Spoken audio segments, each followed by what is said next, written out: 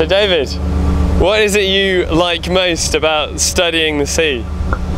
Well, I'm interested in the colour of the sea and what makes it that colour, and one of the big reasons for doing that is that we're interested in what the satellites, satellites passing overhead each day are looking down, taking images, and we're trying to understand the images that we get from those satellites.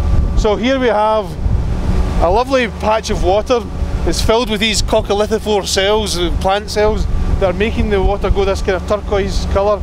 And this has been driven by tiny microscopic plants, but they're here in huge, massive numbers over incredible areas. This patch of milky water that we see here just now extends all the way down the continental shelf, from Scotland all the way down past Ireland, down into the Bay of Biscay between France and Spain. So tiny cells, microscopic cells, are colouring water over vast scales, thousands of kilometres, and we can see this really clearly from space.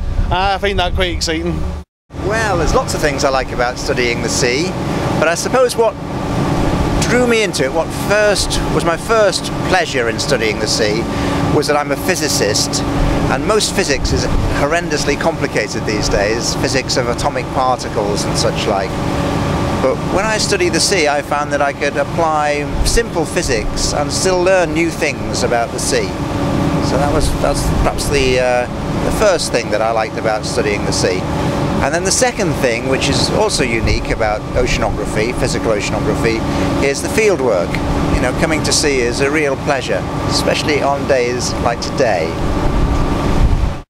Well, what I think's quite exciting is the way that we come out in conditions like this, and we take equipment that we've made ourselves and we put it in the water, and then we try and see particles that are about the same size as the wavelength of light in their diameter, and I think it's really quite good that we can do that. So it's kind of that satisfaction of technology overcoming the elements. Best bit of studying the sea, I think, is the unknown. I don't know what's in the water every time we come out, and it's great to find something new. It's great to go out with a plan of wanting to find something out, wanting to discover something, making measurements and finding what you want to find, but also finding new things and making new observations. I find that really exciting.